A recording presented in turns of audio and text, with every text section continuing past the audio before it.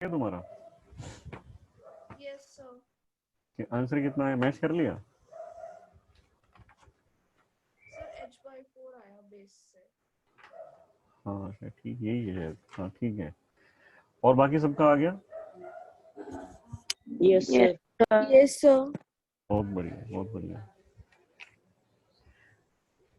Motion of centre of mass हमें देखना है, और कंजर्वेशन ऑफ मोमेंटम भी इसी को बोलते हैं। इसमें दोनों चीज आ जाएंगी।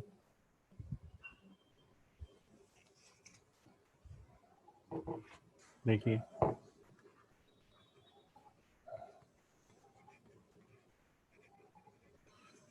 Motion of centre of mass हमें पढ़ा है कि position of centre of mass RCM अगर हम लिखना चाहें तो होता है m1r1 plus m2r2 up to mn/rn divide by total मास।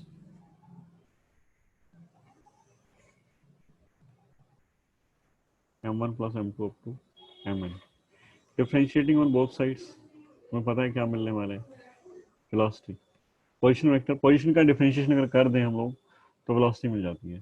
तो velocity of centre of mass, अगर बहुत सारे पार्टिकल है moving with different different speeds और velocities v1 v2 and v3, अगर वेलोसिटी है उनकी m2 v2 up to mn vn divide by total मास।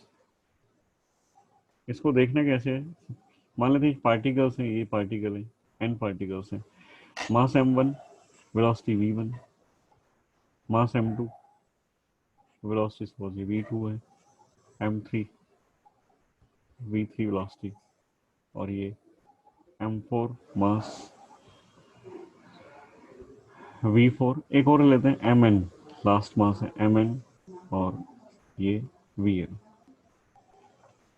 तो पहली बात, इन सबका सेंटर ऑफ मास, सबकी वेलोसिटी अलग अलग है, इन सबका सेंटर ऑफ मास कहीं यहाँ पर आएगा। तो मैं मान लेता हूँ कि इन सबका सेंटर ऑफ मास ये है, centre of mass of the system है इस पूरे सिस्टम का। इसका मतलब ये है कि हम इन सारे पार्टिकल्स को हटा करके ये सारा मास यहाँ पर रख सकते हैं, m1 plus m2 up to mn, सारा मास यहाँ पर रखा हुआ है। और फिर ये सारे पार्टिकल मोशन में, तो हमें इन पांचों को नहीं देखना है। अगर ये पांच की डायरेक्शन, ये पांच नहीं सॉरी एन पार्टिकल्स को नहीं देखना है, एन पार्टिकल्स की जो डायरेक्शन है वो डिफरेंट डिफरेंट है, वेलोसिटी सबकी अलग अलग है। तो सेंटर ऑफ मास, क्योंकि जब ये पार्टिकल मूव करेंगे तो सेंटर ऑफ मास भी मूव करेगा। तुम ये मान लो कि ये इनका वर्चुअल प्रोजेक्शन है एक तरह से। ये सारे पार्टिकल्स एक रखे हुए थे, तो यहाँ पर सेंटर ऑफ मास था। अब वो पार्टिकल डिफरेंट डिफरेंट डायरेक्शन में मूव करना स्टार्ट कर दिया उन लोगों ने, तो भी centre of mass he move करेगा किसी एक फिक्स डायरेक्शन में, किसी एक तरफ ही जाएगा, सब तरफ तो नहीं जा सकता है। उसको बोलते हैं वीसीएम। ये वीसीएम। अगर ये सारे मैंने ड्रॉ किए, इनकी डायरेक्शन अलग अलग है, m3 जो है उसकी वेलोसिटी v3 है, m4 की v4 है, nth पार्टिकल की वेलोसिटी vn है, तो सेंटर ऑफ मास भी कहीं ना कहीं तो जा ही रहा होगा। तो हम मानते हैं कि सेंटर ऑफ मास इधर जा रहे हैं, ये इधर जा रहा है सेंटर ऑफ मास। तो सेंटर ऑफ मास का मैग्नीट्यूड, वेलोसिटी का मैग्नीट्यूड कितना है, अगर इसकी वेलोसिटी सपोज 1 मीटर पर सेकंड है, इसकी 2 मीटर है, इसकी 3 मीटर है, इसकी 4 मीटर है, इसकी n मीटर पर सेकंड है, और डायरेक्शन भी सबकी दे रखी है, अलोंग एक्स वाई होगा, या फिर आर थीटा तुम्हें दिया होगा, पोलर कोऑर्डिनेट्स मिलेंगे या फिर कार्टेशियन कोऑर्डिनेट्स मिलेंगे, तुम्हें वेलोसिटीज पता लग जाएंगी। तो सेंटर ऑफ मास इफेक्टिवली कहाँ जाता हुआ दिखाई देगा, इन सबको हटा दे और एक ही पार्टिकल हम मान लें कि एक पार्टिकल का मास तो उतना ही जितना इन सबका है, टोटल मास। और रखा हुआ कहां पर है, इनकी इनकी पोजीशन सबकी अलग अलग है, एन पार्टिकल्स की अलग अलग एन पोजीशन हैं। इन सबको हटा के हमने एक रखा है बस, और जहां पर रखा है उस पोजीशन को कहा गया है कि ये सेंटर ऑफ मास है, और ये पोजीशन है सेंटर ऑफ मास की। और उस सेंटर ऑफ मास पर जो मास तुमने रखा है, उस अकेला मास, वो एक पार्टिकल का मास इन सारे पार्टिकल के मास के सम की इक्वल है। और v1 v2 vn जो डिफरेंट डिफरेंट वेलोसिटीज है इन सबकी, उन सबकी जो वेलोसिटी, सेंटर ऑफ मास भी फिर मूव करेगा, और किस तरफ करेगा वो एक डायरेक्शन तुम्हें दिखाई दे रही है। तो मैंने रेंडम डायरेक्शन ली सबकी, तो इसकी भी मैंने ऐसी बना दी, इस साइड जाएगा, ये इस तरफ जाता हुआ दिखाई देगा। ऐसा कुछ है नहीं, ऐसा हम लोग सिर्फ एक तरह से प्रोजेक्ट कर सकते हैं, ऐसी पिक्चर बना सकते हैं दिमाग में कि अगर ये इधर जा रहा है, ये इधर जा रहा है, तो सेंटर ऑफ मास भी कहीं ना कहीं तो मूव कर ही रहा होगा, कहीं ना कहीं तो कर ही रहा होगा। ये सेंटर ऑफ मास का मोशन नहीं होता, तो इफेक्टिवली सेंटर ऑफ मास किधर जाएगा वो सब हम कैलकुलेशन से देख सकते हैं। आरसीएम ऑलरेडी हमें पता है, हम लोगों को डिफरेंशिएट करके वेलोसिटी ऑफ सेंटर ऑफ मास निकालना है, कोई डिफिकल्टी नहीं है इसमें। अब एक्स कोऑर्डिनेट में लिख नहीं रहा हूँ कि एक्स कोऑर्डिनेट क्या होगा, तो जब तुम एक्स कोऑर्डिनेट लिखोगे इस वेलोसिटी का तो वो ऑब्वियस है कि mv1x plus mv2x up to mvnx आएगा।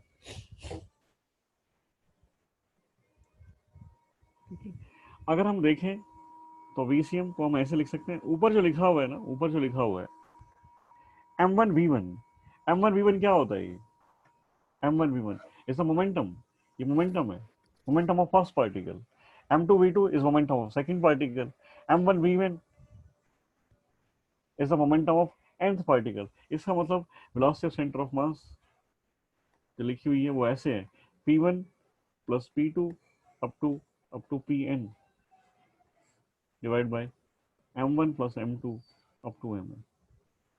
और उसको लिख सकते हैं p vector form, vector sum करना पड़ेगा क्योंकि ये मोमेंटम जो एक वेक्टर क्वांटिटी है, p total bye total mass, m total, p total bye total mass.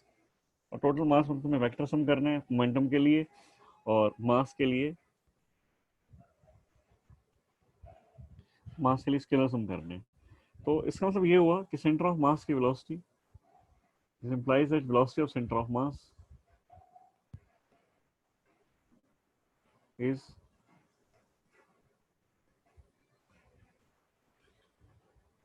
is the ratio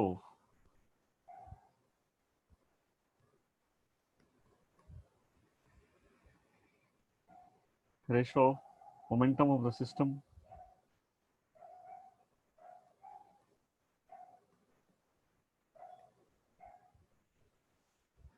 per unit mass of the system।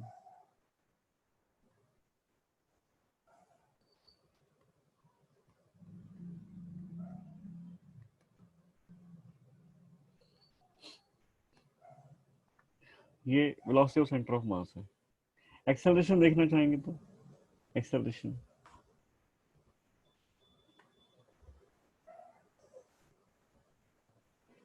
Acceleration देखोगे तो ऑलरेडी तुम्हें पता है कि एक्सेलरेशन जो होता है वो है dv by dt। Centre of mass का डिफरेंशिएशन कर दो, velocity of centre of mass का डिफरेंशिएशन कर दो और हम इसको ऐसे लिखेंगे m1 dv1 बाई dt, लिख सकते हैं ना ऐसे, m2 dv2 by dt up to last mn dvn by dt divided by total mass, that is m1 plus m2 up to mn। Acceleration of center of mass m1 a1 plus m2 a2 up to mn an by total mass up to mn। इसका मतलब ये m1 a1 क्या है, Force. Force, this f1 f1 m1 a1 हम लोगों ने पढ़ा था ना ऐसे कि मास इनटू एक्सेलरेशन जो है हम लिखते हैं net force on A particle is mg minus n minus t कोस, सब कुछ लिखते थे, सारे फोर्स लिख देते थे और लिखते थे मास इनटू एक्सेलरेशन। तो mass into acceleration is a net force, ये नेट फोर्स है, net force on the particle, one first particle, net force on first particle, ये सेकंड फोर्स, सेकंड पार्टिकल का नेट फोर्स है। तो उसको हम लिखेंगे f1 plus f2 up to fn by total mass m1 plus m2 to mn। और ये force पता है कौन से, ये फोर्स एक्सटर्नल फोर्सेस हैं, here here f1 f2 f1 f2 and fn are net external force, external forces, external forces।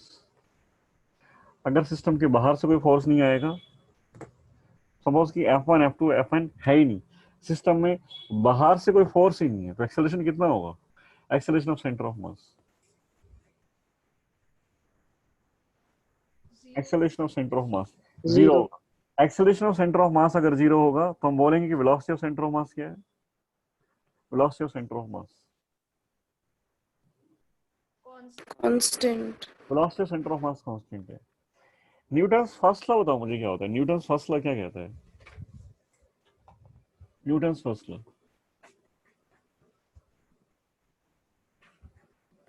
Net force की बात कर रहा हूं मैं एक्सटर्नल की, divide by total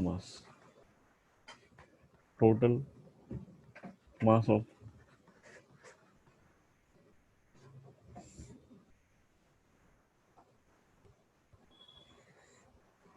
Newton's first law. Sir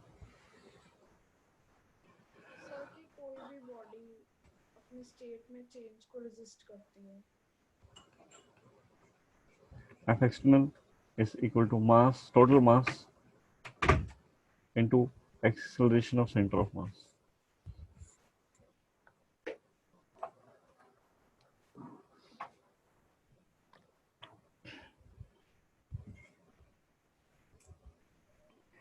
तो न्यूटन्स फर्स्ट लॉ है ना, वो सेंटर ऑफ मास के लिए भी इक्वली एप्लीकेबल है। ऐसा नहीं कि वो एक पार्टिकल के लिए बात की थी हम लोगों ने। हम कहते हैं if there is no external force, there is no external force on the system,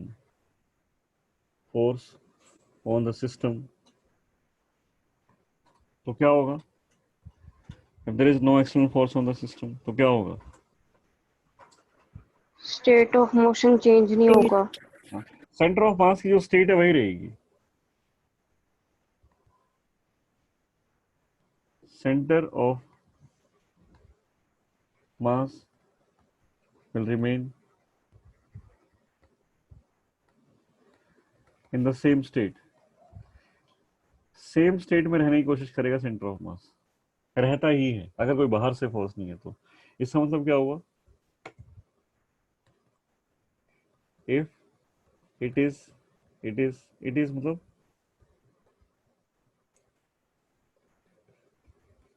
if it is at rest, it will remain in the same state, it will remain at rest. If it is in motion,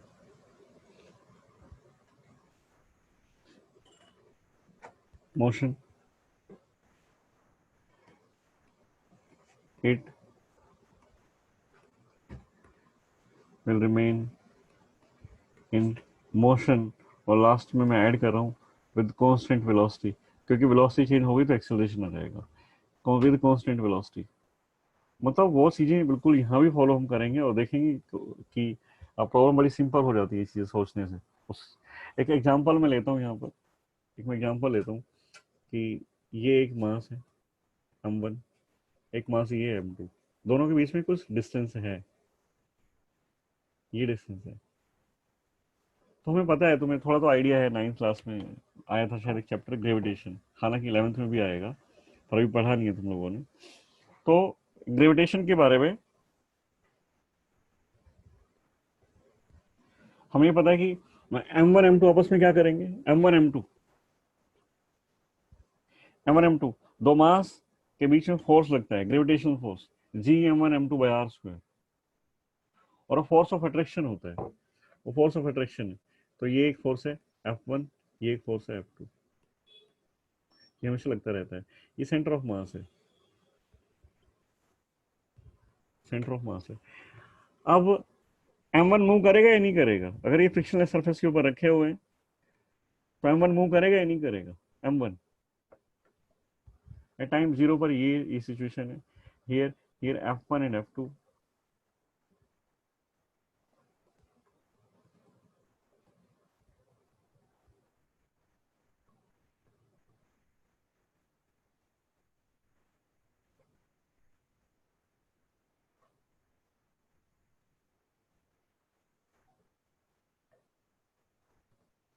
F1 and F2 are gravitational forces। ये centre of मास है, m1 m2 centre of मास है, F1 right side में, F2 left side में। तुम्हें idea है कितना है ये फोर्स? लगता है तुम्हें पता है इस बात का। Centre of mass at t equals to 0, m1 and m2 are at rest। तो देखो मैं क्या करना चाहता हूँ, थोड़ा ध्यान से देखना इस चीज को। इनिशियली ये यहाँ पर है, इनिशियल पोजीशन है दोनों की।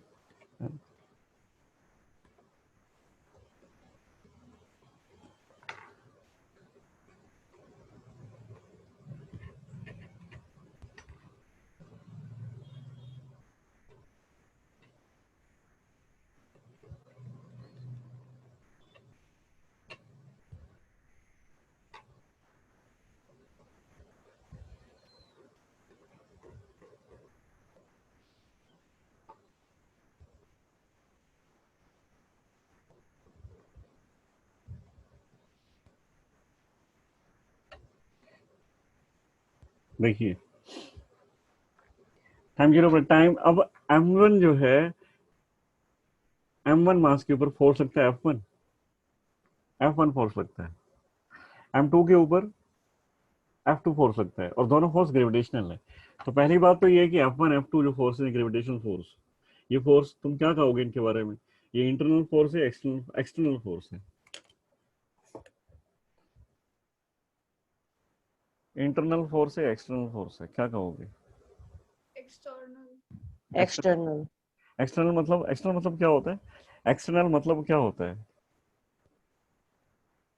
एक्सटर्नल मतलब क्या होता है?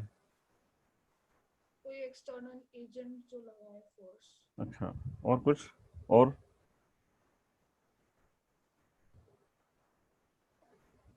State change. State change.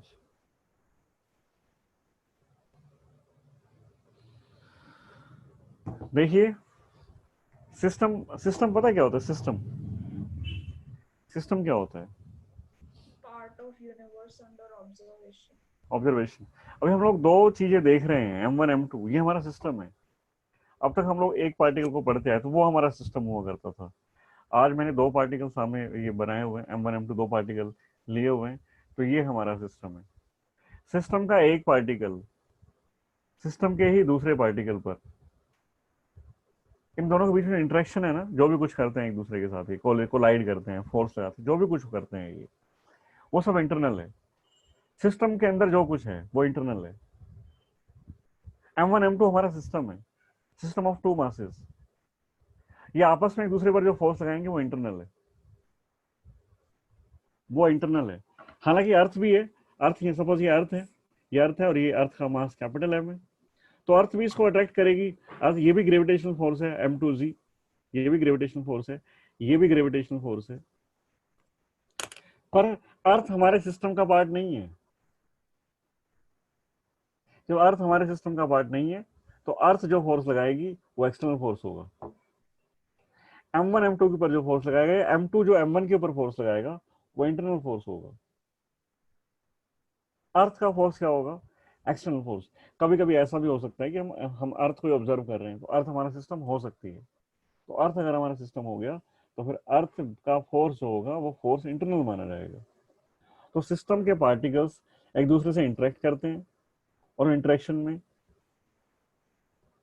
जो भी कुछ होता है ना, कोलाइड करते हैं, वेलोसिटी चेंज होती है या एक्सेलरेट करते हैं, जो भी कुछ होता है सिस्टम के अंदर, वो सब कुछ इंटरनल है, बाहर से नहीं आया। तो F1 F2 कैसे फोर्स है ये तुम्हारे?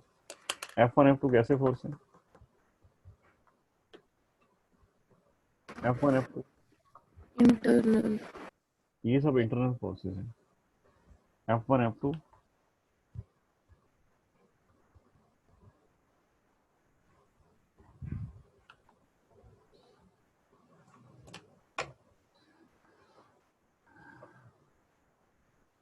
ये इंटरनल फोर्स है। अगर ये इंटरनल फोर्स है तो फिर एक बात हमें पता है कि A1 बताओगे तुम? A1 क्या होगा? A1 is the acceleration of centre of mass. A1 कितना होगा? F1 बाई M1 या नहीं? A1 is F1 by M1। भाई नेट फोर्स उसके ऊपर कितना है? ठीक है। A2 yes. A2 acceleration of second mass, F2 by M2। M1 accelerate करेगा, M2 भी एक्सेलरेट करेगा। Centre of mass, centre of mass के बारे में बताओगे? सेंटर ऑफ मास एक्सेलरेट करेगा या नहीं करेगा?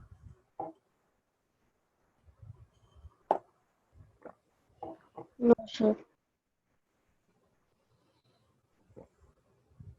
क्यों करेगा एक्सेलरेट। करेगा? करेगा करेगा सर। करेगा। क्यों क्यों नहीं करेगा? किसने कहा था नहीं करेगा? सर मैंने मतलब नाम क्या? मुझको बहुत बार आवाज पहचान में नहीं आती, तुम सो के उठो तुम्हारी आवाज अलग होती है। बता दो क्या नाम है, इसमें क्या हो गया? सर सोनिया। अच्छा सोनिया, हाँ तो क्यों नहीं करेगा? सर मुझे लगा ये एक्शन रिएक्शन फोर्स है तो। हाँ ये इंटरनल फोर्स है, तो मैं सेंटर एक्शन रिएक्शन फोर्स है, तो M1 एक्सेलरेट कर रहा है। M1 के ऊपर फोर्स लग रहा है कि नहीं लग रहा है? नेट फोर्स जीरो तो नहीं है ना M1 के ऊपर, एक ही फोर्स नो काम कर सर। रहा है। M1 के ऊपर एक ही फोर्स काम कर रहा है, यस सर। नेट फोर्स तो जीरो नहीं है, तो M1 एक्सेलरेट करेगा। और M1 का यस। एक्सेलरेशन भी है, ये एक्सेलरेशन ठीक है, इसमें कोई डाउट नहीं, गलत नहीं लिखा मैंने, सही लिखा है। ये एक्सेलरेशन ऑफ M1 है, ये एक्सेलरेशन ऑफ M2 है। वो तो सिर्फ एक्सटर्नल फोर्सेस में होता है ना। क्या आ गया चीज? सर समझ में। क्या आ गया? बात तो पूरी नहीं हुई मेरी, रुको ना 2 मिनट, जल्दबाजी मत करो, पूरी बात सुनो तो बताना। M1 एक्सेलरेट करेगा, उसका एक्सेलरेशन तुम्हारे सामने लिखा हुआ है। M2 भी एक्सेलरेट करेगा, उसका एक्सेलरेशन भी लिखा हुआ है। अब तुम ये कह रहे हो कि एक्सटर्नल फोर्स एक्सेलरेट करता है, मैंने कहाँ लिखा है ऐसा? If there is no external force, ये देखो, if there is no external force on a system, centre of mass will remain in the same state. Centre of mass के बारे में कहा है मैंने ऐसा, पार्टिकल के बारे में नहीं कहा। पार्टिकल एक्सेलरेट कर सकता है, ओके सर। एक पार्टिकल इधर भाग रहा है उधर भाग रहा है, भागते रहो, वो एक दूसरे के इंटरेक्शन की वजह से भाग रहे हैं आपस में, ये सिस्टम के अंदर लड़ाई करते हैं, भागते हैं, कुछ भी करते हैं, करते रहो। पर क्या सेंटर ऑफ मास ना आराम से बैठा रहेगा? वो कह रहा है कि ये सेंटर ऑफ मास देखो, उसको ध्यान से देखो, सेंटर ऑफ मास को कुछ नहीं होगा, कहता तुम्हें जितना भागना है भाग लो, पर मैं यहां से नहीं हिलूंगा। कौन कह रहा है ऐसी बातें? कौन बोलता है? Centre of centre mass. Of mass. अब ये कितना भी एक्सेलरेट कर जाए, ये कितना भी एक्सेलरेट कर जाए, ये कितना भी एक्सेलरेट कर जाए, मैं यही रहूंगा, मैं यही रहूंगा। कौन? सेंटर ऑफ मास। और सेंटर ऑफ मास कब मूव करेगा? एक्सटर्नल फोर्सेस आने पर। फोर्स से।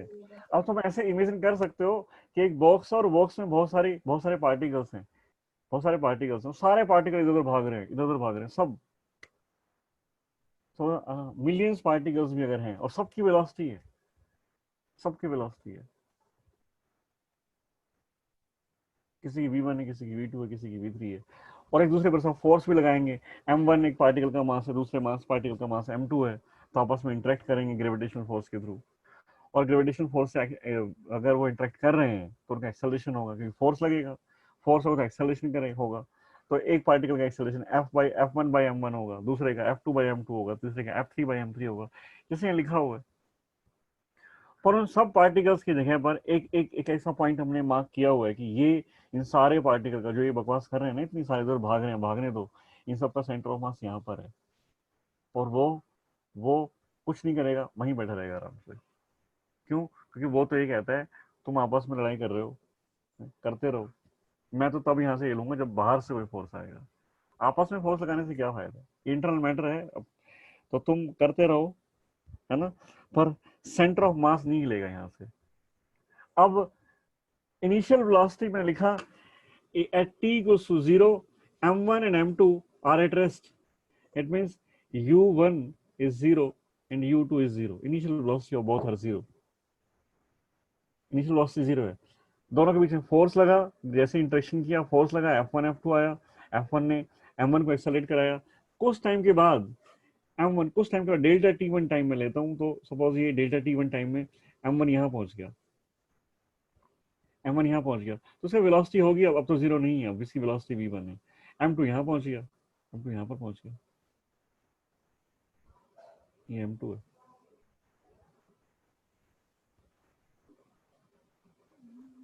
m3,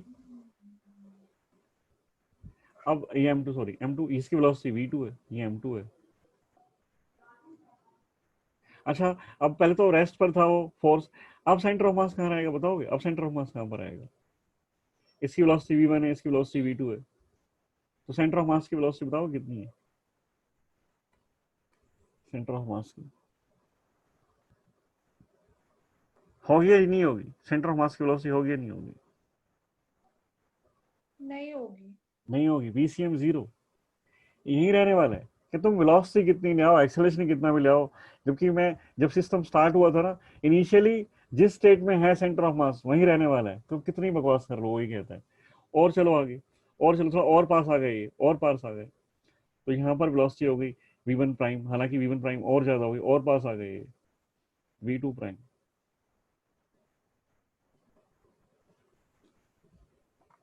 और फाइनली फाइनली यहाँ पर भी आएंगे ये ना, ये भी बना देते हैं।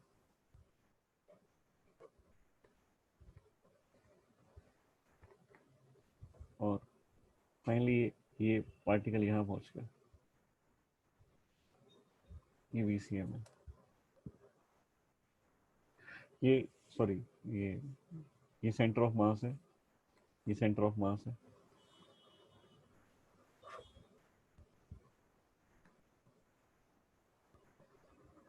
फाइनली M1 भी यहाँ पहुंच गया, M2 भी यहाँ पहुंच गया, दोनों यहाँ पहुंच गए। एक की वेलोसिटी इस साइड होगी, एक की वेलोसिटी इस साइड होगी, हालांकि कोलाइड कर जाएंगे, कोलाइड करने के बाद बात अलग है। पर सेंटर ऑफ मास देख रहे हो अपनी जगह से हिला ही नहीं है। कहते कोई कुछ भी कर ले, मैं रेस्ट पर रहूंगा, क्योंकि बाहर से कोई फोर्स आया ही नहीं है। स्टार्टिंग में सेंटर ऑफ मास रेस्ट पर था, it will remain in the same state, चाहे कुछ भी होता रहे। M1 M2 पास आ गए, कोलाइड भी कर गए, पर वो नहीं हिला। कौन नहीं हिला? सेंटर ऑफ मास वहीं पर रहा, है ना। उसको क्लियर कर देता हूँ।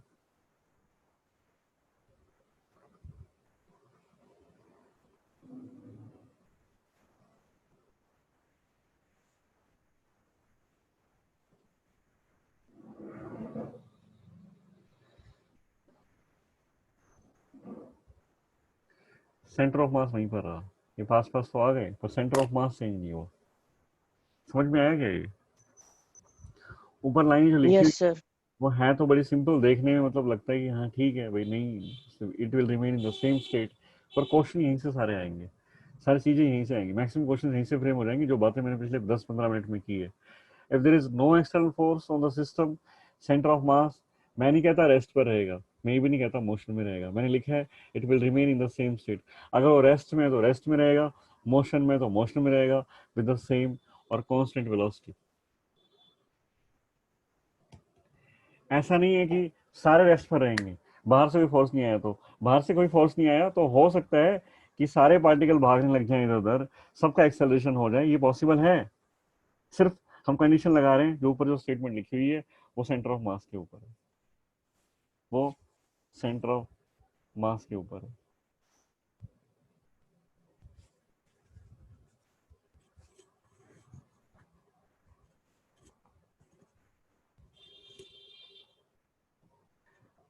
इसका मतलब ये भी हुआ कि F external,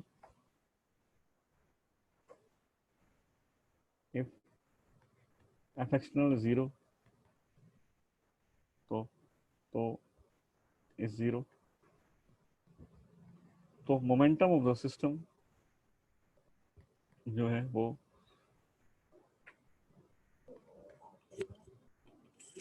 momentum of the system जो है वो कांस्टेंट रहेगा, momentum of the system constant रहता है।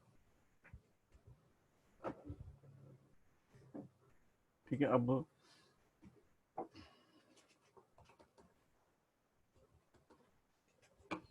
कुछ स्पेशल पॉइंट लिखता हूँ मैं, लास्ट में कंक्लूड करते हैं, फिर क्वेश्चंस की प्रैक्टिस करेंगे इनके ऊपर।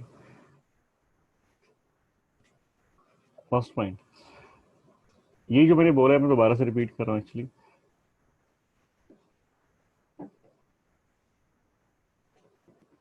Net force on the system का मतलब क्या है? Net force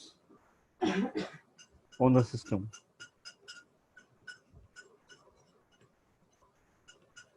is equal to net external force. और ये सिस्टम के लिए बोल रहा हूँ, इंडिविजुअल पार्टिकल के लिए नहीं बोल रहा। पार्टिकल अगर हम ऊपर देखें, दो पार्टिकल मैंने लिए थे, तो M1 जो है, M1 पर नेट फोर्स कितना है? M1 का नेट फोर्स F1 है। M2 का नेट फोर्स कितना है? F2 है, M1 का F1 है, M2 का F2 है, पूरे सिस्टम का नेट फोर्स कितना होगा? पूरे सिस्टम का नेट फोर्स 0 है। इसका मतलब ये हुआ कि F1 प्लस F2, ये भी लिख सकते हैं F1 प्लस F2, पूरे सिस्टम का फोर्स तो ये है, is equal to 0। F1 is equal to negative of F2, equal and opposite होते हैं, पता है तुम लोगों को ये बात, ग्रेविटेशनल फोर्सेस में आती है ये चीजें। मैं सिस्टम के लिए बोल रहा हूँ कि net force of the system is equal to the net external force. Individual particle का नेट फोर्स हम इंडिविजुअली देख सकते हैं, सिस्टम के अंदर कौन कौन से फोर्स लगते हैं वो सारे चेक करके तुम बता सकते हो। ये स्टेटमेंट लिखी है ये सिर्फ सिस्टम के लिए है, इंडिविजुअल पार्टिकल के लिए नहीं है। Second, sum of internal forces of particle, जो मैंने ऊपर लिखा हुआ है, सम ऑफ इंटरनल फोर्सेस, जो ऊपर में लिखे थे दो फोर्स थे F1 एंड F2, वो इंटरनल फोर्स थे, उन दोनों का sum of internal forces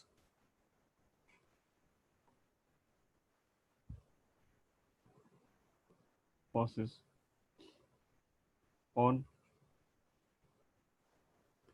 particles of a system is 0.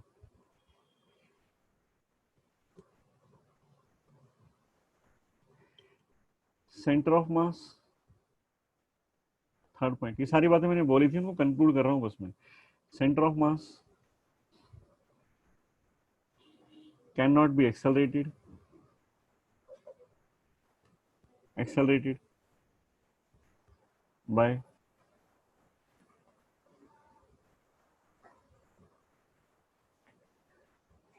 internal forces.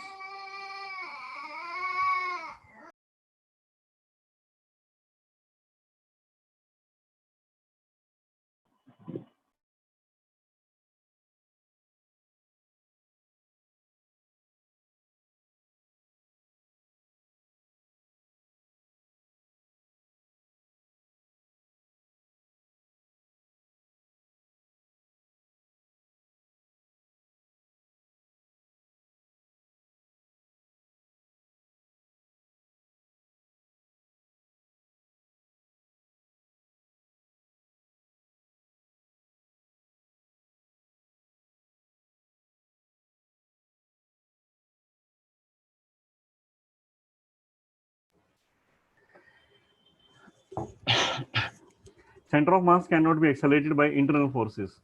जो F1 F2 थे वो इंटरनल फोर्स थे, सेंटर ऑफ मास वहां से एक्सेलरेट नहीं करेगा, ये मैंने तुम्हें बताया था। Fourth point,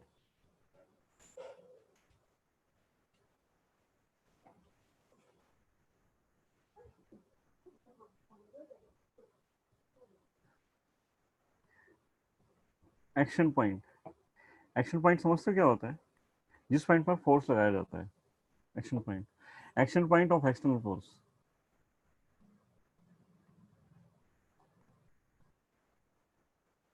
is is immaterial, कि किस पॉइंट पर तुमने फोर्स लगाया है कोई फर्क नहीं पड़ता इस बात से,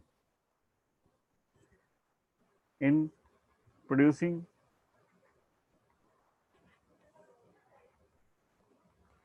एक्सेलरेशन ऑफ सेंटर ऑफ मास।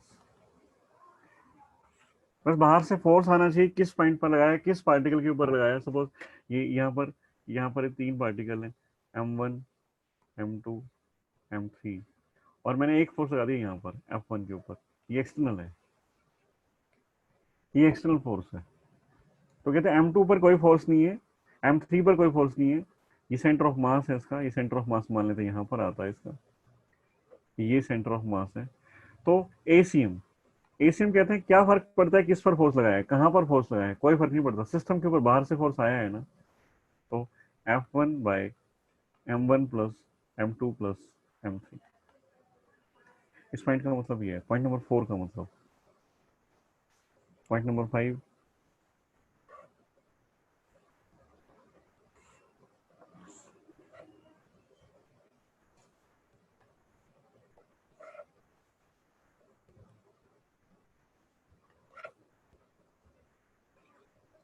बोलिए। अच्छा, पॉइंट नंबर 5 बताना है। If a projectile, a particle thrown in air, है ना, प्रोजेक्टाइल पता नहीं क्या होता है, एक पार्टिकल जिसको तुम एयर में फेंक देते हो in horizontal direction from some height और at some angle with the horizontal, उसको बोलते हैं projectile. if a projectile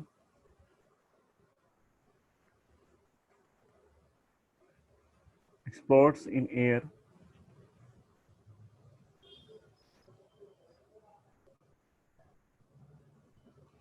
in different parts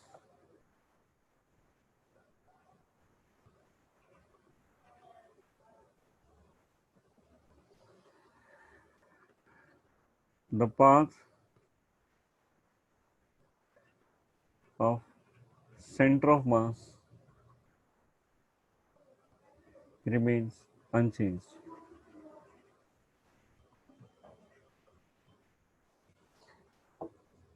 Unchanged. This is because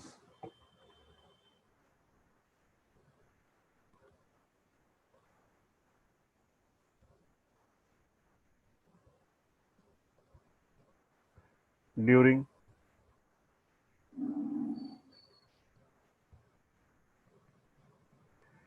explosion, no external force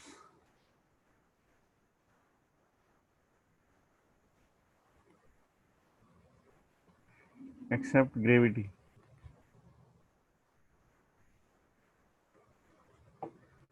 acts on the center of mass.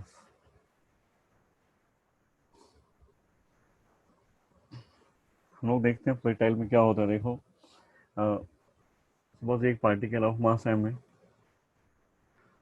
इसको अगर throw करेंगे तो इसका path कुछ ऐसा होता है.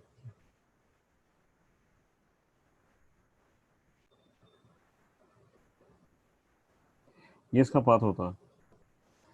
इसको वेलोसिटी इधर दी गई और इधर दी गई थी u at some angle theta, तो ये इधर जाता है ना. ये पार्टिकल यहाँ होता, कभी यहाँ होता, यहाँ पर होता, यहाँ पर होता, यहाँ. सेंटर ऑफ मास का मोशन भी यही है. इस बॉडी का सेंटर ऑफ मास इसके सेंटर पर ही होगा. हम मान लेते हैं सिमेट्रिकल बॉडी है, तो ये जो पाथ है ना, ये पाथ सेंटर ऑफ मास का है. ये पाथ सेंटर ऑफ मास का पाथ है. इस बॉडी भी इसी के अलॉन्ग जाती है, पर सेंटर ऑफ मास का पाथ भी यही है, क्योंकि बॉडी की इनसाइड लाई करता है कहीं ना कहीं सेंटर ऑफ मास. मेरा मानना ये है. हुआ क्या इस पॉइंट पर, ये पॉइंट मान लेते हैं ए और ये पॉइंट मान लेते हैं बी. ए पॉइंट से प्रोजेक्ट किया था, बी पॉइंट पर क्या हुआ, यहाँ पर एक्सप्लोड कर जाता है पार्टिकल. यहाँ पर पार्टिकल एक्सप्लोड कर गया.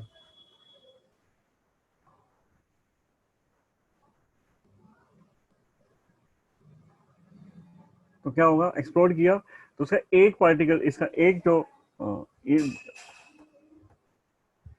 जो है, ये ब्रेक हो गया दो पार्ट में, तो उसका एक पार्टिकल जो है ना, वो एक तो यहाँ जाके गिर गया, यहाँ जाके गिर गया एक यहाँ जाके गिरा है ये, और दूसरा यहाँ गिर गया. तो पार्ट्स में ब्रेक हो गया. ये पार्ट 1 और ये दूसरा पार्ट है, एक यहाँ जाके गिरा, एक यहाँ जाके गिरा. पार्ट 2 ये एक्सप्लोडिंग पॉइंट है. ये पॉइंट बी जो है वो एक्सप्लोडिंग पॉइंट है, यहाँ पर एक्सप्लोड हुआ था. तो दोनों दो टुकड़े हो गए इसके, दोनों अलग अलग जाके गिर गए. एक इधर गिर गया, एक इधर गिर गया. हालांकि जो वापस आया, इन्होंने आपस में जब एक्सप्लोजन होता है ना, तो अंदर कुछ एक दूसरे पर ये फोर्स लगाते हैं, एक दूसरे पार्टिकल पर. और जो भी फोर्स लगा है ना, जो भी फोर्स लगा है वो सब इंटरनल है. उसकी वजह से इनके पाथ चेंज हो गए. एक्सपेक्टेड पाथ कुछ और था. कहते हैं कि सेंटर ऑफ मास जो है ना, वो सेंटर ऑफ मास का पाथ अभी भी वही है. ये सेंटर ऑफ मास का पाथ है. मैं इसको डॉटेड कर देता हूँ. अब तो गया नहीं ना इस तरफ. तो ये पाथ जो है, ये सेंटर ऑफ मास का पाथ है, जो कि एक्सप्लोजन से पहले था. वही पाथ अब रहेगा. हालांकि एक्सटर्नल फोर्स है, यहाँ पर हमने लिखा है this is because during explosion no external force except gravity. Gravitational force जो है वो एक्सटर्नल फोर्स है. उस एक्सटर्नल फोर्स की वजह से ये पाथ आता है. ये पाथ जो प्रोजेक्टाइल बना हुआ है ना, ये ग्रेविटी की वजह से ही आता है. तो कहते हैं ये चीज नहीं होगा. अब जो एक्स्ट्रा फोर्स, जो एडिशनल फोर्सेस आए हैं, ये एक्सप्लोजन जो हुआ है, एक पार्ट आगे जाके गिर गया थोड़ा सा, जहां नहीं गिरना चाहिए था. एक पार्ट पीछे जाके गिर गया, पार्ट 1 एंड पार्ट 2 जो मैंने दिखाए हैं अलग अलग. पर सेंटर ऑफ मास, हालांकि सेंटर ऑफ मास एक इमेजनरी पॉइंट है. एक इमेजनरी पॉइंट होता है जहां पर हम एज्यूम करते हैं कि सारा मास यहाँ पर है, और सेंटर ऑफ मास का पाथ कुछ नहीं होगा, वो ऐसे के ऐसा रहेगा, क्योंकि सिस्टम पर बाहर से कोई फोर्स नहीं आया। बाहर से एक फोर्स था जो पहले भी था, उस फोर्स का इफेक्ट जो पहले था वो अब भी है। पहले वो इसी पाथ से जाता, अभी भी इसी पाथ से आ रहा है सेंटर ऑफ मास, कोई फर्क नहीं पड़ा। पॉइंट नंबर 5 मैंने ये लिखा है, समझ में आया क्या, ये क्या लिखा है? If a projectile explodes in air in different parts, दो पार्ट मैंने यहाँ पर लिए, the path of centre of mass remain unchanged. This is because during explosion, no external force except gravity acts on the center of mass. ये point समझ में आया?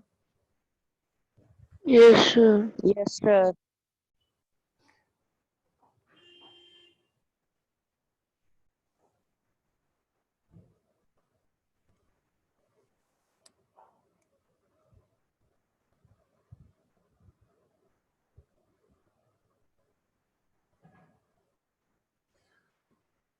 देखिए नेक्स्ट पर आते हैं।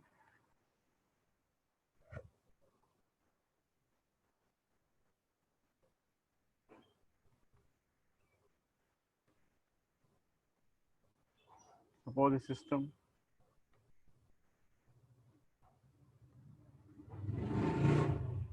consists of more than one particle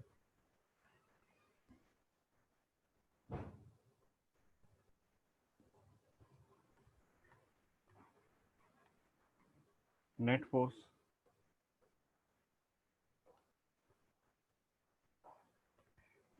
on the system in a particular direction, in a particular direction मतलब particular direction मतलब जैसे अलोंग वाई एक्सिस कोई फोर्स नहीं है, अलोंग एक्स तो है, अलोंग जेड भी है, और वाई के अलोंग कोई फोर्स ही नहीं है पूरे सिस्टम में किसी भी पार्टिकल पर। एग्जांपल हम यहाँ ले लेते हैं, देखिए ये है, ये फोर्स तो है, समझ रहे कौन सी डायरेक्शन है ये आई कैप है, ये आई कैप है, ये इनवर्ड होता है माइनस के कैप, और ये डॉट है प्लस के कैप। तो ये फोर्स की डायरेक्शन में लिखी है F1 आई कैप, F2 आई कैप, F3 के कैप, F4 माइनस के कैप, प्लस जेड एक्सिस के कैप मतलब पॉजिटिव जेड एक्सिस, और माइनस के कैप मतलब नेगेटिव जेड एक्सिस। तो यहाँ पर चार पार्टिकल मैंने लिए, M1, M2, M3 and M4। तो इन चारों पार्टिकल पर फोर्स है, पर एक डायरेक्शन में फोर्स किसी के पर भी नहीं है, किसी पर भी नहीं है, वाई डायरेक्शन है। चारों पार्टिकल एन पार्टिकल्स भी होते हैं, पर एक डायरेक्शन मुझे ऐसी मिली है जिसमें जिस डायरेक्शन में किसी भी पार्टिकल के ऊपर फोर्स नहीं है, वो डायरेक्शन है, मैं लिखता हूँ F F J cap is zero, F J cap force along J is zero. इस पूरे सिस्टम में कहीं फोर्स नहीं है। तो ये बात हम कर रहे हैं, suppose A system consist of more than one particle, net force on the system in a particular direction is zero, in a particular direction, जैसे ऊपर एग्जांपल लिए तो along y is zero, if initially the center of mass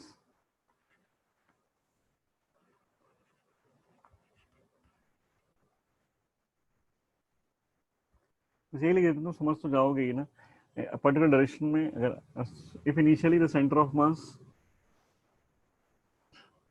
of the system is at rest, it will remain at rest,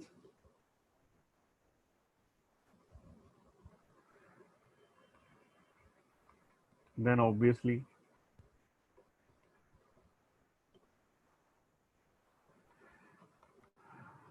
the center of mass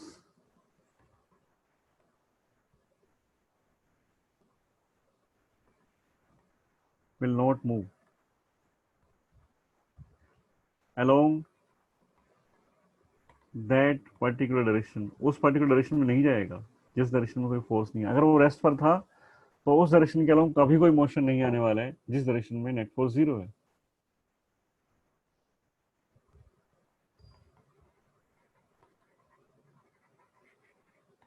even though some particles of the system, particles हो सकता है उस line में चले जाएं, उस तरफ चले जाएं, एक पार्टिकल दो पार्टिकल उस लाइन के अलॉन्ग मूव करने लग जाएं, पर सेंटर ऑफ मास मूव नहीं करेगा जिस डायरेक्शन में फोर्स नहीं आया है। फोर्स नहीं आया तो बिल्कुल मूव नहीं करेगा, और फोर्स एक डायरेक्शन में आगे, सपोज एक्स के अलॉन्ग आ गया तो एक्स के अलॉन्ग ही मूव करेगा, वाई के अलॉन्ग आया तो वाई के अलॉन्ग ही मूव करेगा, और जेड के अलॉन्ग कभी नहीं जाएगा सेंटर ऑफ मास। पार्टिकल जा सकते हैं घूमने फिरने, जाते ही तो घूमते रहते हैं अपनी मर्जी से ड्यू टू इंटरनल फोर्सेस, ये कहीं भी जा सकते हैं, इनके ऊपर कोई कंडीशन नहीं है अकेले पार्टिकल पर। हाँ, सेंटर ऑफ मास पर सारी कंडीशन है।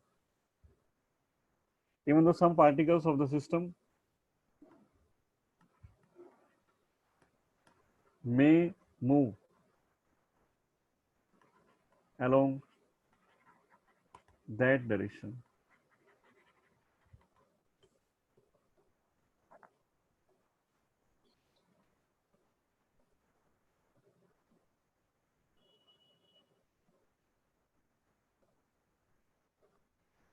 तो ये सारी बातें थी सेंटर ऑफ मास के बारे में। पॉइंट समझ में आए क्या? जो पॉइंट्स मैंने लिखे हैं, ये सारे पॉइंट अगर तुम्हारे दिमाग में बैठ जाते हैं ठीक से तो प्रॉब्लम नहीं आएगी। इन पॉइंट को देखो, लिखना और पढ़ना हमें आसान लगता है कि हाँ ठीक है, इसमें क्या है, नई बात है, तो पता ही है हमें, ऐसे लगता है तुम्हें, पर इसी को अप्लाई करना है, इसको थोड़ा ध्यान रखना है इसी का। ठीक है, तो एक क्वेश्चन करते हैं। Excuse me sir. हाँ जी, सर ये momentum of the system constant होगा कि जीरो होगा? मोमेंटम ऑफ द सिस्टम क्या लिखा, जीरो लिख दिया क्या मैंने ऊपर? नहीं सर, आपने तो कांस्टेंट ही लिखा है, जीरो नहीं होना चाहिए।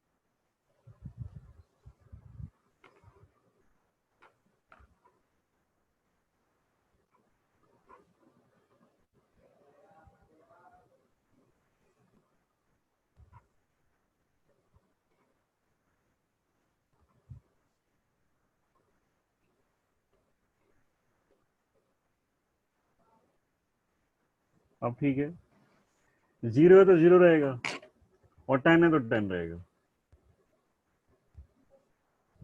Okay sir. जीरो है तो जीरो रहेगा, जो जो भी है ना, मोमेंटम चेंज नहीं होगा। देखो, न्यूटन सेकंड लॉ स्टेटमेंट क्या है कि अगर फोर्स लगाया तो मोमेंटम चेंज हो जाएगा, ये तो स्टेटमेंट है ना। न्यूटन सेकंड लॉ क्या है, सेकंड लॉ की स्टेटमेंट क्या है कि अगर तुमने बॉडी पर ना, क्या स्टेटमेंट बोलो ना एक बार, क्या कहती है वो, rate of change of momentum is directly proportional to the force applied. इसका मतलब ये हुआ कि अगर तुमने फोर्स लगाया तो मोमेंटम चेंज हो जाएगा, और फोर्स नहीं लगाया तो नहीं होगा। बस ये लिखा है मैंने। If F external is zero, मतलब बाहर से कोई फोर्स नहीं लगा रहे हो, तो सिस्टम का मोमेंटम सेम रहेगा, और वो जीरो था तो जीरो रहेगा, वो 10 था तो 10 रहेगा, है ना। कांस्टेंट से तुम्हारे दिमाग में शायद जीरो ना आ रहा हो कि जीरो कांस्टेंट मतलब जीरो तो नहीं होगा, है ना, तो जीरो सेम रहेगा। Okay sir.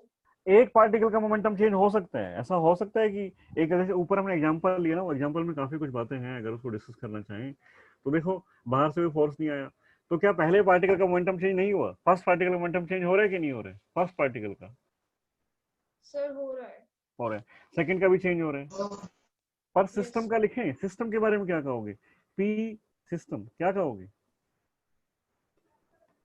पी सिस्टम वो चेंज नहीं होगा, वो जो स्टार्टिंग में था, स्टार्टिंग में कितना था पी सिस्टम, देख रहे हो, पहले पहले कितना था टी जीरो पर, U1 is zero, U2 is zero, P system उतना ही रहेगा, सिस्टम का चेंज नहीं होगा।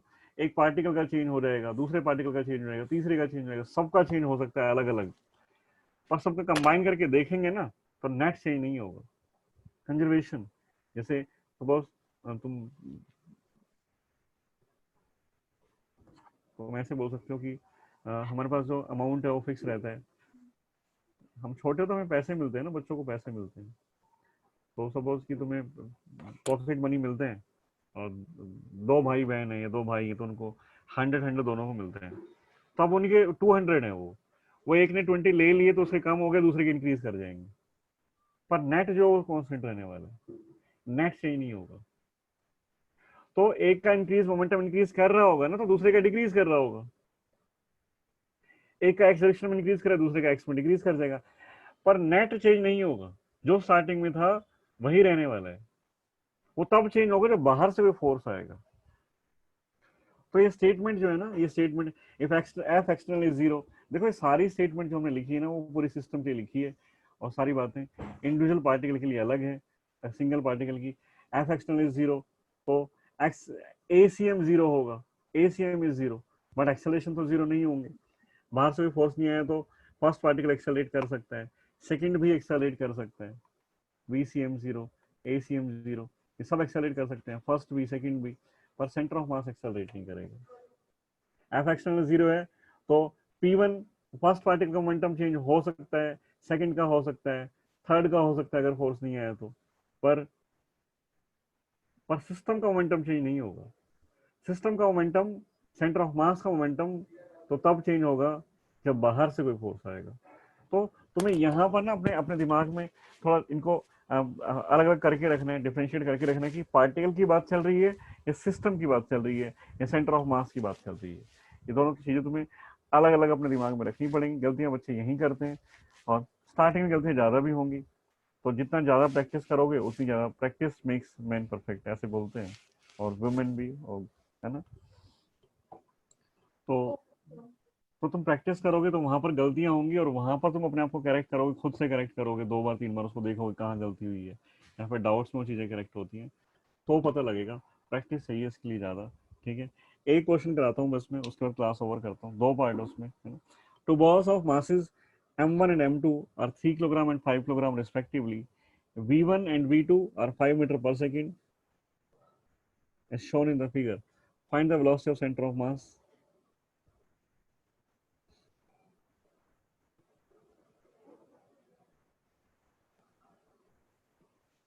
Find the velocity of the center of mass 3 seconds before the collision.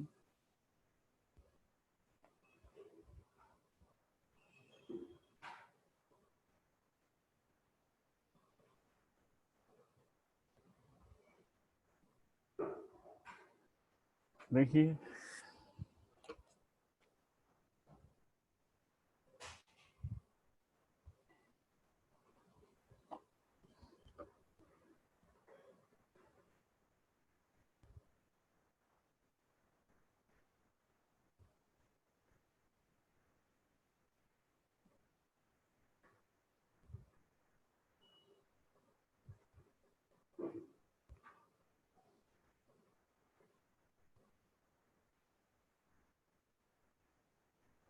यहाँ पर M1 है, ये M1 की वेलोसिटी है V1, और V1 का जो एंगल है ये है 37 डिग्री। M2 यहाँ पर है, ये M2 है, इसकी वेलोसिटी V2 है। M1 3 kilogram, M2 5 kilogram. V1 V2 दोनों ही सेम है, 5 मीटर पर सेकेंड। डायरेक्शन तो मैं मेंशन की हुई है, ये अलोंग y एक्सिस है, ये at some angle 37 degree with the horizontal और विद द x एक्सिस। तो find the velocity of centre of mass, VCM।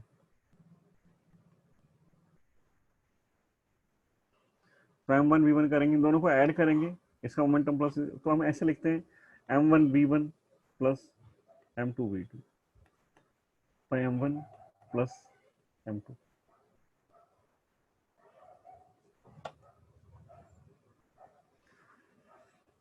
तो VCM इसमें यहाँ पर देखो, इसकी वेलोसिटी अलोंग y एक्सिस है M2 की, और उसकी वेलोसिटी के तो कंपोनेंट्स बनेंगे x और y के अलोंग।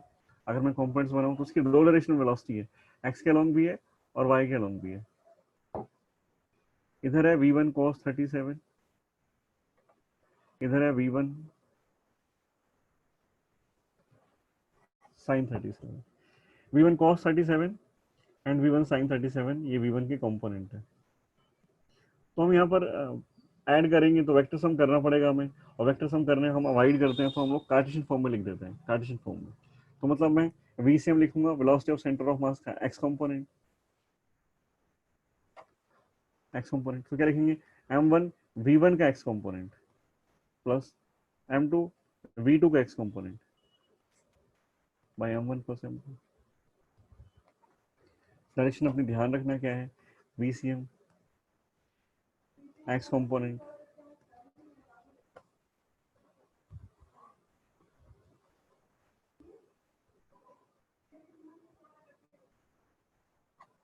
8 कहाँ दिखाई दे रहा है तुम्हें?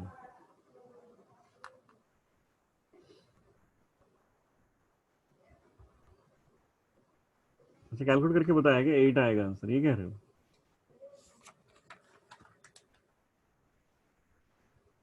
पता नहीं, देखो देखते हैं क्या आता है, आंसर कितना आता है। तो velocity of centre of mass का एक्स कोऑर्डिनेट m1 3 है। v1 का एक्स कंपोनेंट देखिए कितने हैं। v1 का एक्स कंपोनेंट है v1 cos 37 माइनस आई, और ये माइनस जे। तो मैं उसका एक्स कंपोनेंट को नेगेटिव साइन के साथ पुट कर देता हूँ, माइनस v1 cos 37। अब सारे आई है, एक्स तो सारे ही आई है ना, तो एक्स है तो लिखने की जरूरत नहीं है। m2 is 5 and v2 is ये भी, ये तुम्हारा क्या है, ये तो पॉजिटिव एक्स में, v2 तो जीरो है ना। v2 का एक्स कंपोनेंट बताओगे कितना है? v2 का एक्स कंपोनेंट जीरो, वो तो है 0 ना। और ये हो गया 3 + 5, तो -3, v1 इज 5, cos 37 कितना होता है 4/5 डिवाइड बाई 8, 5 से 5 कैंसिल, -3/2 मतलब -1.5 मीटर पर सेकेंड। मतलब ये माइनस साइन का मतलब क्या है, नेगेटिव एक्स एक्सिस है तुम्हारा, एक्स कंपोनेंट है नेगेटिव साइड में। ऐसे तुम वी वाई लिखोगे, v c m velocity of centre of mass का y component is m1 v1 का y component plus m2 v2 का y component divide by m1 plus m2। m1 v1 का y component हो गया, m1 is 3, v1 का y component, तो v1 sign 37 downward है तो नेगेटिव साइन के साथ लिख रहा हूँ मैं, प्लस नेगेटिव y एक्सिस है। m2 इज 5, v2 इज 5 और ये पॉजिटिव y में था। m1 प्लस m2 इज 3 + 5, तो -3, v1 is 5, sin 37 is 3/5 plus 25 divided by 8।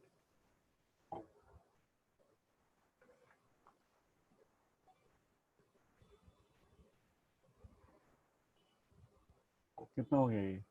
5 से 5 कैंसिल, -9 और +25, -9 + 25/8 इज 2 मीटर पर सेकेंड। तो y कंपोनेंट आया 2 मीटर पर सेकेंड सेंटर ऑफ मास की वेलोसिटी का, x कंपोनेंट आया -1.5, तो VCM के लिखेंगे -1.5 आई कैप प्लस 2.0 जे कैप मीटर पर, ये इसकी वेलोसिटी है, सेंटर ऑफ मास की वेलोसिटी है। सेकंड पार्ट इसमें पूछा गया था, find the position of centre of mass.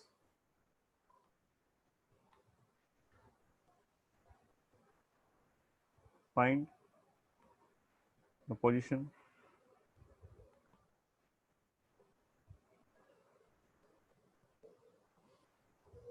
Of centre of मास।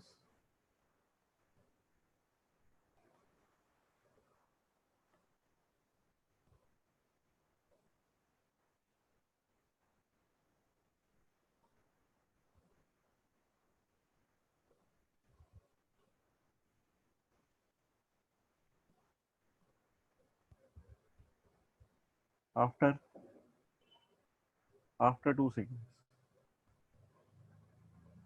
उसे कोऑर्डिनेट तो दिए नहीं है, चलो आफ्टर 2 सेकेंड,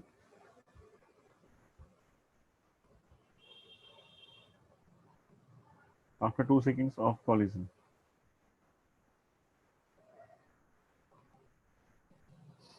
तो कॉलिजन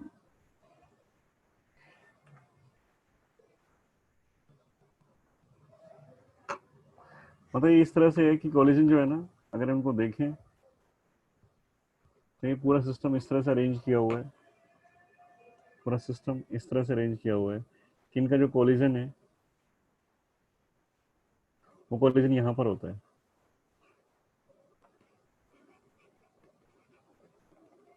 कोलाइडिंग पॉइंट। मतलब ऐसा है कि ये जो कोऑर्डिनेट है इस तरह के सेट हैं कोऑर्डिनेट्स कि ये कोलाइडिंग पॉइंट से ओरिजिन है, यहाँ पर कोऑर्डिनेट जो कॉलिजन होता है। अब कॉलिजन कॉलिजन क्या हुआ, कॉलिजन कहाँ पर हुआ, colliding point colliding point 0 0। Position of centre of mass क्या लिखोगे? Position of centre of mass after 2 seconds क्या लिखोगे भाई? वो इक्वेशन तुम्हारी सब जगह वैलिड है। RCM s is equal to u t plus half a t square, वही लगा दो, हाफ एटी स्क्वायर। और ये टर्म तो क्या हो रहेगी? ये टर्म तो 0 हो जाएगी, क्योंकि एक्सेलरेशन तो है नहीं सेंटर ऑफ मास का। जब तुम आरसीएम लिख रहे हो ना, आरसीएम लिख रहे हो तो ये यूसीएम है, वेलोसिटी ऑफ सेंटर ऑफ मास। कितनी है वेलोसिटी ऑफ सेंटर ऑफ मास? ऊपर हम कैलकुलेट कर चुके हैं, तो RCM position of centre of मास। तो वैसे तो इनिशियल पोजीशन भी ऐड करते हैं यहाँ पर, आर नोट मतलब इनिशियल पोजीशन। तो आर नोट हमारा कितना है? ये 0 है प्लस, क्योंकि 0 पर कोलिजन है, जहां से स्टार्ट हुआ वो मोशन लिखा जाता है, वो पोजीशन ये है। UCM -1.5 I cap plus 2.0 J cap into T is 2 second. ये टी यू हो गया और ये 2 टी हो गया, प्लस एक्सेलरेशन क्योंकि है नहीं सिस्टम के पास तो 0। तो आरसीएम 2 सेकेंड्स के बाद वो होगा -3 आई कैप प्लस 4 जे कैप। ये उसकी पोजीशन है, 2 सेकेंड्स के बाद आफ्टर कोलिजन। वो कहां पर होगा? समझ में आया क्या? समझ में आया? Yes sir. देखिए बस ये नहीं समझना कि सेंटर ऑफ मास मूव क्यों करे। क्यों कर रहे? तो क्योंकि पार्टिकल की वेलोसिटी है, सारे पार्टिकल मूव कर रहे हैं इनिशियली मूव नहीं कर रहे कि पार्टिकल दोनों मूव कर रहे हैं, तो centre of mass he move करेगा। दोनों रेस्ट पर होते तो नहीं करता। इनिशियल कंडीशन जो है ना वही रहेगी सेंटर ऑफ मास की। At time t equals to 0 वो रेस्ट पर थे क्या? वो रेस्ट पर नहीं थे पार्टिकल्स, तो सेंटर ऑफ मास भी रेस्ट पर नहीं था। Okay sir. तो अब आज की क्लास यहीं ओवर करते हैं, थैंक यू सर। कल सेम टाइम क्लास होगी। Thank you, sir. Okay. Thank you sir.